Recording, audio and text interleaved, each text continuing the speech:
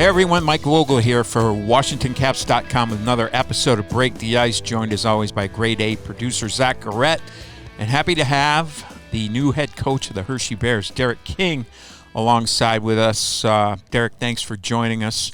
First off, tell us about your summer. It's been less than 2 months now since you were named head coach of the Hershey Bears.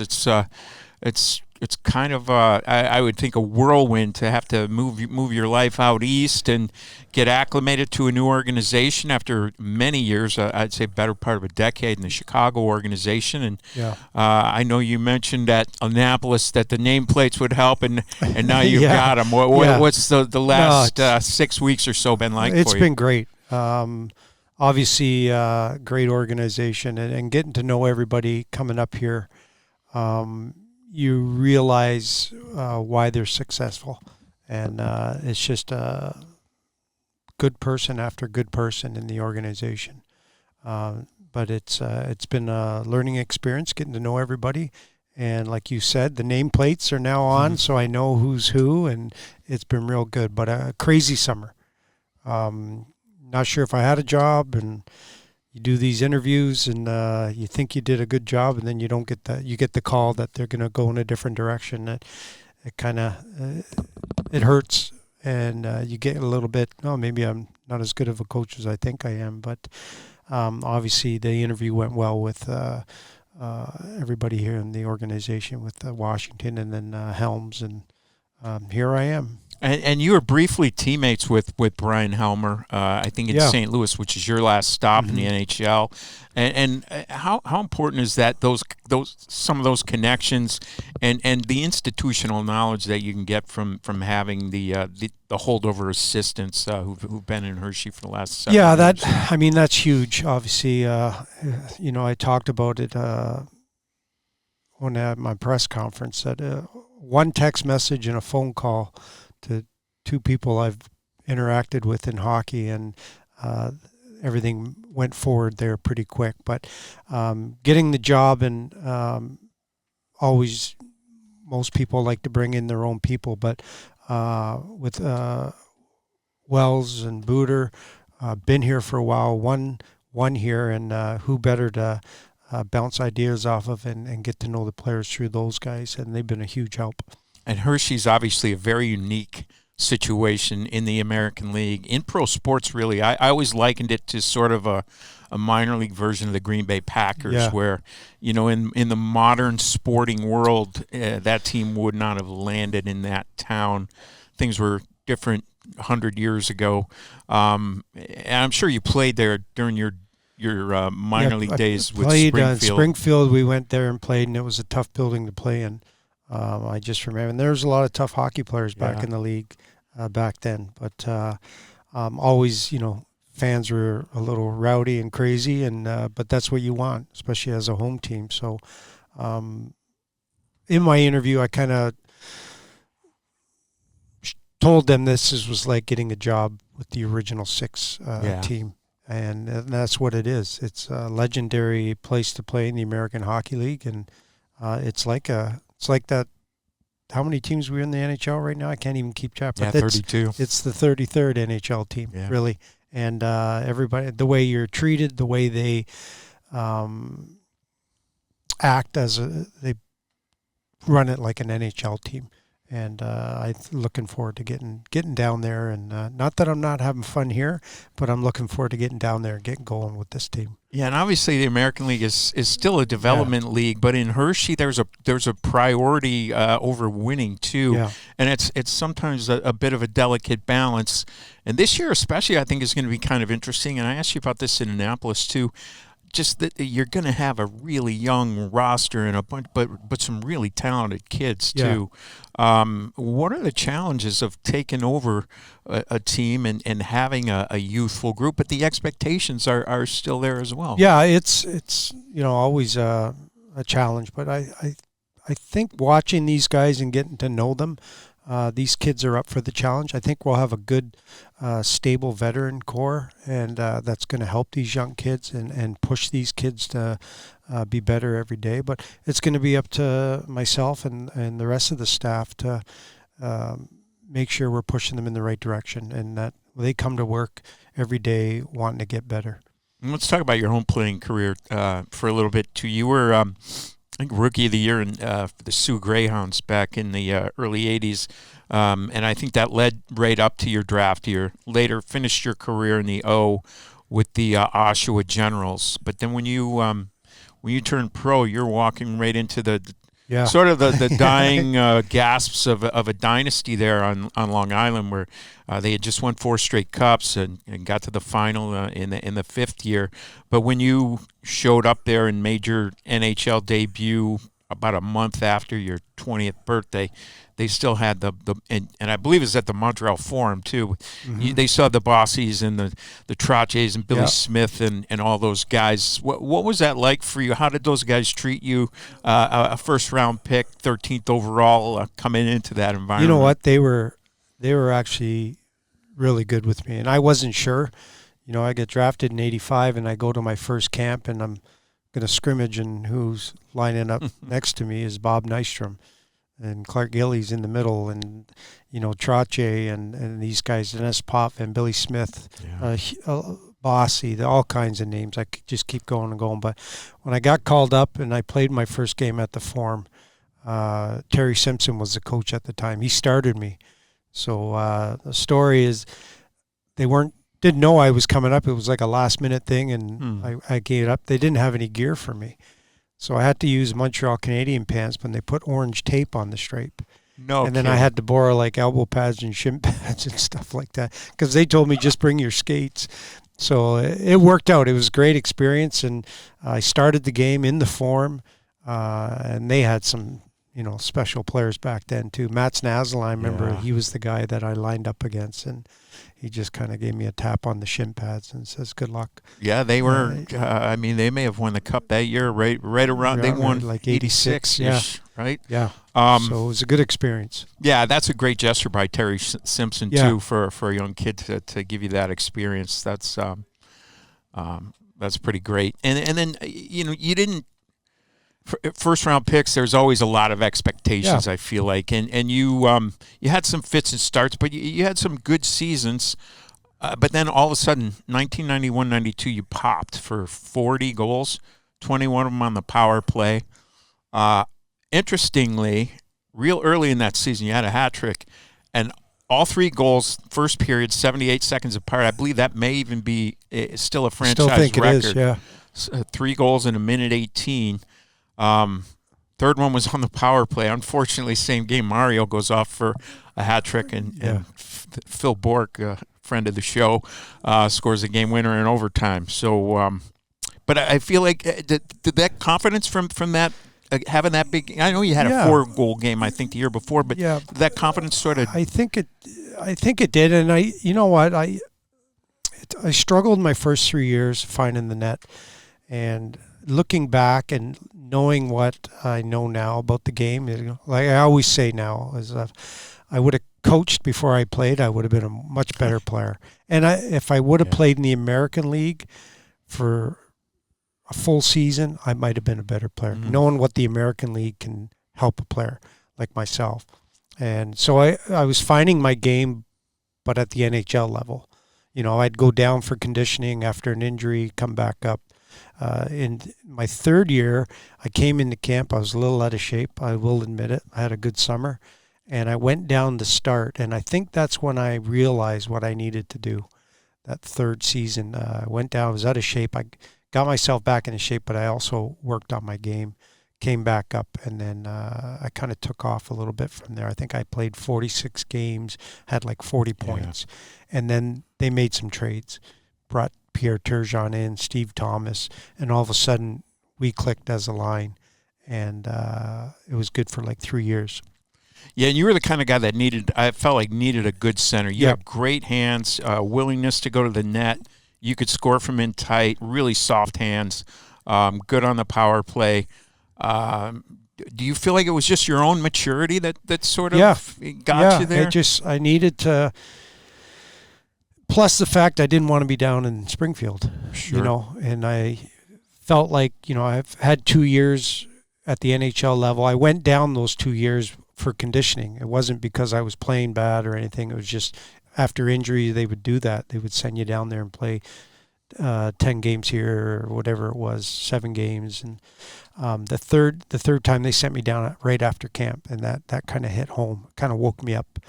I was like, I got to get out of here, and how am I going to do it? And and then after that, trades like we just talked about, and I think I just matured as a player, like you said, and didn't want to go back to Springfield again. So I made sure I did all the little things that I was supposed to do to be the player I turned out to be. I know I say this to almost everybody we have on the show. I think it was Gretzky who said the tragedy of being a pro athlete is that your mental peak comes so far after your physical peak. Yeah. And there's so many guys that just don't figure it out until it's sort of slipping away from them. But there's a lot of stories of guys who do either figure it out just in time or figure it out, way ahead of time. Yeah. It's always gratifying to see, and those guys often do end up as coaches, I think. Like I said, getting mature, and then obviously having my career and finishing in the minors. I still wanted to play. I knew I was kind of done when I went to St. Louis. Speed-wise, the game was getting faster, and I wasn't. So that's not a good thing. So going down to the minors was actually the reason I got into coaching. Because I would talk to these young guys all the time on the bench. They would ask me questions, and I was actually coaching them, and I really enjoyed it. And the landscape was different then, too, because when you went down to Grand Rapids of the International Hockey League, and I think you actually signed with Ottawa the year after you finished in St. Louis, and that was their affiliate at the time. And, the International League, a couple of years later, folded. Yeah. One of the teams that was absorbed into the American League was Grand Rapids because they were highly successful, both in drawing and on the ice. There was 2 seasons in the IHL in Grand Rapids and 2 in the American League in Grand Rapids, which we'll get to in a second. But in between, there was a season in Munich as well. And I feel like that is a real thing that stands out on the resume of a lot of modern-day coaches is just having that little touch of experience playing overseas. I feel like there's an empathy that comes with that when you are dealing with players European players now trying to establish themselves in North America, of which there are many, obviously. In the last half century, that's been the most drastic change in the NHL. Yeah, for sure. Yeah, and it helps. It's a conversation piece that a lot of kids I've had and coached and having conversations with them, talking careers and where'd you play, and I tell them I played over in Europe, and they're like surprised that I played over there, and it kind of breaks the ice, and they're like, oh, especially with the European guys, and but yeah, it was a great experience. It was just me, my wife, and my oldest child I have now he was just 1, and it was a great time. And the one thing I'll talk to people and ask me about any mistakes or anything, and that was probably my biggest mistake, was coming back. I didn't finish the next year. I got out of my contract, signed with Detroit, kind of as a Reggie Dunlop. I wanted to get into coaching, but looking back on it, I probably should have just stayed there and finished out playing, maybe even got into coaching there, and then maybe make a transition back to North America. But it worked out. Here I am. Well, that's fascinating. I want to ask you a follow-up on that. But first, when did the coaching bug sort of start to come into your head? At what stage of your playing career would you say? Or was it something that you thought of even? No, I really didn't think I was going to get into coaching while I was in the NHL. It was more or less when I went down to the minors, and then I knew I was going to be there, and I wanted to continue my playing career. I didn't feel like I needed to retire yet. I mean, my body was still holding up. I just wasn't as fast as I was, obviously, when I was younger. But it was the conversations on the bench, conversations after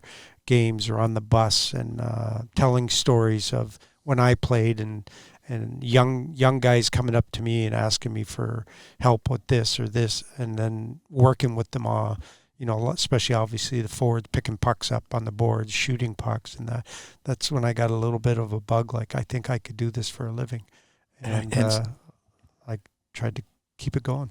And staffs in those days weren't very big, so No. you can understand how those older players in the American League were absolute sounding boards for some of those younger guys. There was just one, maybe two coaches at best, and but just learning from the coaches too and watching them, and I just really enjoyed what I was doing with these young kids as a player coach.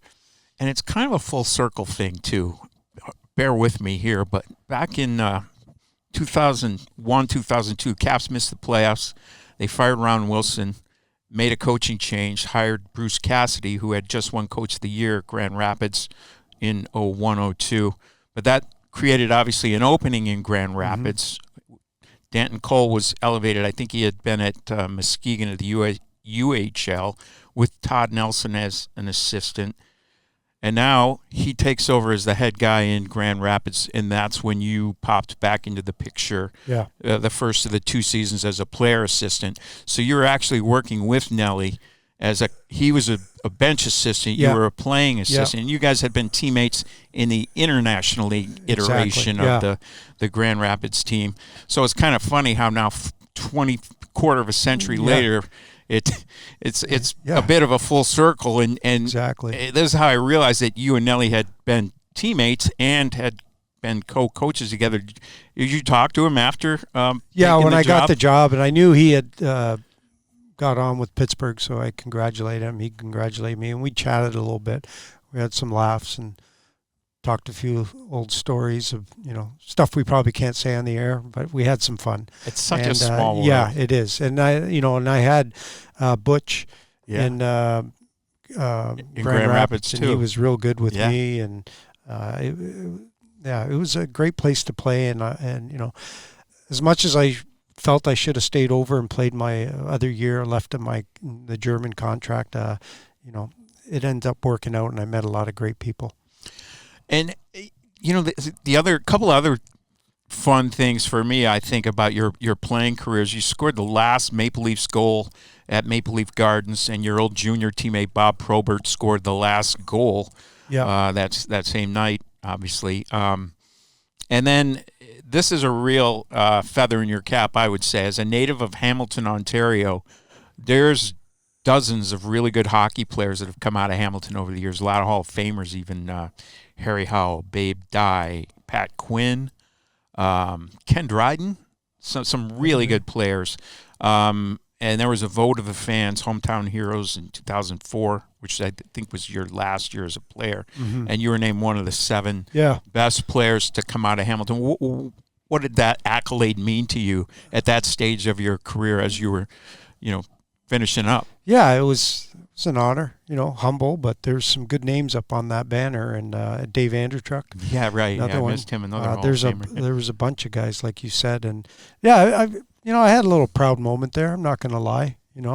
I think I enjoyed it. Plus, my dad, always a big supporter of me. Seeing that banner go up and being a part of that, of one of the top players coming out of Hamilton, was a nice gesture by them, and it felt good. So those 2 years, what as an assistant in Grand Rapids, how did that work? Did you have like specific duties like an assistant would these days, or were you more like a father figure to the? More a father figure. Yeah. I thought I'd be on the bench a lot more, but I probably played a lot more than I coached. But it was still, like we talked about, being on the bench with these guys and talking. And I did, when I was injured, I would come on the bench and talk to them when they come off the ice and keep the head coach from screaming at them all game. I'd say, I got it. I'll talk to these guys. And I mean, you mentioned Reggie Dunlop, but in that era, that playing assistant was kind of a common thing. I mean, I remember Charlie Burns doing it with Minnesota when I was a kid in the NHL, and I'm sure there were others that did it along the way. And it was a real common thing in the minor leagues. Do you think that would ever happen again? I don't think so. I don't either. I mean, even you go down like East Coast have two coaches now, and video coaches and trainers, and I remember even in my junior days we had one coach, and our trainer was the medical and equipment trainer, and he usually felt like he was a backup goalie, yeah, but he was also the assistant coach and worked the door. So I don't think those days have passed, but interesting going back that far, like how hard it was probably to coach, being a single coach. And from the time that your junior career started until the time that you hung up your skates, that's probably about a quarter of a century. Yeah. You had probably a dozen or more different coaches. As you're coaching now, any echoes you hear in your head? Which coaches' voices do you? They all do. Which ones stick the most in a good way? I look back at my career from junior. I had Terry Crisp. And then when I went to Oshawa, I had Paul Terrio, who's another great coach. Yeah. And then obviously Terry Simpson was just seeing how, because he really dealt with the young guys really well. And I think, like we talked about, going back to when the dynasty was kind of at the end, players were getting shipped out, but there was still a little group of core guys from the 4 Stanley Cups. It was hard for Terry to come in and look who he's filling in for, Al Arbour, legendary. Yeah. So, but I really enjoyed how he handled the young guys, and that always stuck in my head. But then you move forward, Al Arbour comes back out of retirement. Mm-hmm. He used to push my buttons really hard, and I used to drive me nuts. I really did not like the man. But then looking back at my career and got into coaching and what he did for me, I didn't realize it while I was playing. I figured it out after that he was probably the best coach that I had for me, because he knew how to push my buttons. He knew I needed a little jolt, and it was good. But then I had legendaries, Pat Quinn, great person. Paul Maurice was one of my coaches in Hartford. Joe Quinville and Mike Milbury. As much as Mike didn't like me and I didn't like him, I learned something from him, different things. But I would say probably Al Arbour would be the one that's he's probably turning in his grave right now, knowing that I'm coaching hockey. That's pretty funny. What it's such a difference now. It's about 40 years since your NHL debut. What do you see as the biggest differences in what the modern NHL player expects from the coaching staff versus what your expectations and what the reality was in those days? Well, too? I think the players nowadays need information. Obviously, the technology with video and breaking down games and watching your shifts after, and how much detail goes into it, especially as a coach. Just even watching them work here in the office, breaking down the game already. It's a fine art now.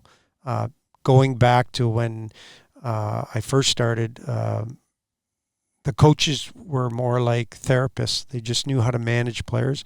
I think we learned the game a lot more from each other, talking amongst, learning from the older players, helping you, bringing you along with them. And the VHS tapes were poor quality, so half the time it was probably me turning the puck over, but you couldn't really tell because it was blurry, so I denied it.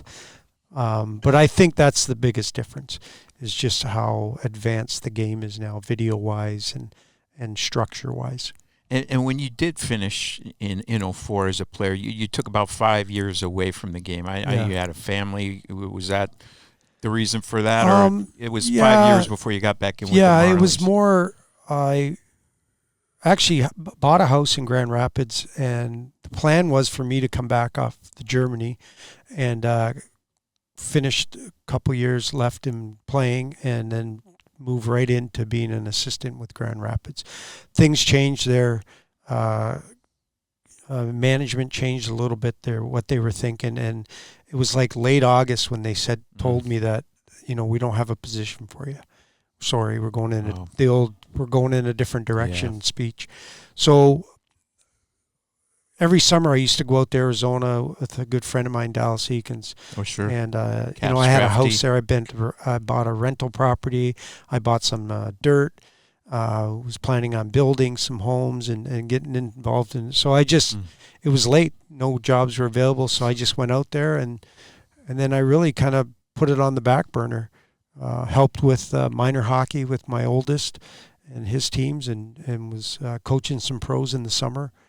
And then all of a sudden I got a phone call in 2009 from my friend, and he took over the Marlies and asked me if I'd come help him. I was like, I'll be there tomorrow. So that was it. He's a good man. I had a few conversations with him because the Caps drafted him back in the mid '80s, and I just wish he had gotten a couple of better teams to coach. Yeah, he's a good coach, good person. He really is, and he'll do well. And what's the main difference between being an assistant, as you were in Toronto and in Rockford, versus being a head coach? Well, I think the assistant part of it, obviously you're one-on-one with the guys, and you're kind of a buffer between you and the head guy or management, whoever, which I enjoy. Obviously, you do a lot of work after practice with some skills and extra drills and stuff like that. But the head guys, I think I found when I first took over a team, it was amazing the media part of it and the managing all the individuals around you, all your staff, and figuring out lineups and lineup cards and all the little things, the details that go in behind the scenes before you get a game going. So, but it was new and it was an adjustment, obviously. But I learned, and like I said, here I am. And I grew up in Chicago, and I knew you were there for the last several years. Yeah. What was that experience like, being back in the NHL and going to some of these cities that you maybe hadn't been to in a long time, and seeing the differences in the rinks and the environment, and just elevating back to that NHL lifestyle and seeing how a little bit different that is. I don't know if we're getting red wine and sushi and that on the buses in Hershey, but I can always ask for it. But yeah, it was assistant in Rockford, assistant with Jeremy Colton. He goes up, I take over, and then he gets fired a couple years later. Then I go up and take over. That was like just wham. Right in the face. Like, it was such a like we talked, like in American leagues, obviously a little laid back and you can handle it, but it was a big learning curve for me. The media, managing everything, preparing for games, and I felt there wasn't a lot of time to coach how I was used to coaching at the American League level. So that was a big adjustment, but I learned a lot. Was I ready for it? I don't think I was, looking back. I probably needed a little more time in the American League, but I'm not going to say no to being a head coach of the Chicago Blackhawks. And coming back to, obviously not hiring Luke Richardson, who's a good person, and I learned from him. But being an assistant kind of put me back to where I kind of started and what I enjoyed doing. So it was really a lot of fun. It did kind of come out of left field. Yeah. I don't think anybody expected the Hawks to get off to the start they did that year. And sometimes, there's... Yeah, it was... obviously nobody's getting fired if you go 11 wins and 2 losses. But you go 2-11 to start, something had to change. And Kyle Davison thought I could help the team. And I thought, I look back at it and I did it my way, how I thought it should be and how I was learning as it went on, and I don't regret anything. Let's put it that way. You alluded to this a little bit earlier, but what would Derek King, the coach, tell 20-year-old Derek King that would make his playing career go smoother? I don't think I've ever been asked. I've asked myself that. I think just learning to be a better pro and taking it a little more serious. I think that would be my biggest advice to myself when I was 20. Still had the junior in me, and it was fun, but it wasn't about a hockey card and getting your name on your stick. There's more to that NHL game than just that, and I think I needed to be a little better, taking it more serious, and whether it was eating right, looking after myself, training in the summer, and that would be the biggest thing. Do you feel like the landscape has evolved to one that's a little more conducive to players getting off to a good start? They don't come to camp to get in shape anymore. They're expected to do that on their own. It's the nutrition, all that kind of stuff is front forward. Like we now. said about the player nowadays, with what they need is the structure and the video and everything, but away from the rink, the nutrition part of it, looking after their bodies. I mean, these guys are in top shape. They all can skate.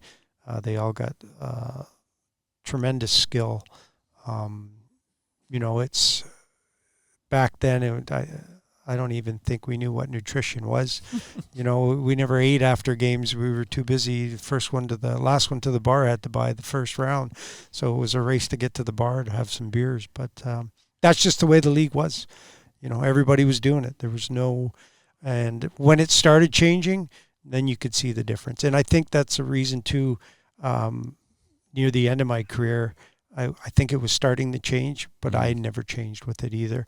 And I just stayed to my old ways, and it creeps up on you. Well, and your last season was the one before the lockout, and I feel like that's sort of the line in the sand where everything before it was one way and everything after it is kind of another. And it's not just about the salary cap. There's a lot of other things that really changed fairly drastically at that time. So it makes sense.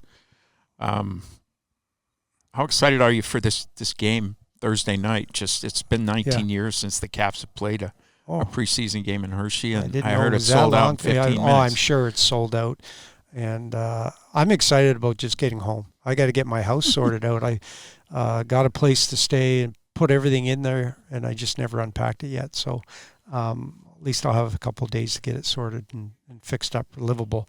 But yeah, I'm looking forward to getting back there, obviously, and get our camp going and get comfortable in my office and day in, day out routine of coaching in Hershey. But I think it's going to be a great atmosphere. Looking forward to seeing the game. It's a busy time of year. We appreciate you spending some of it with us. Thanks to Derek King for spending some time with us today on Break the Ice.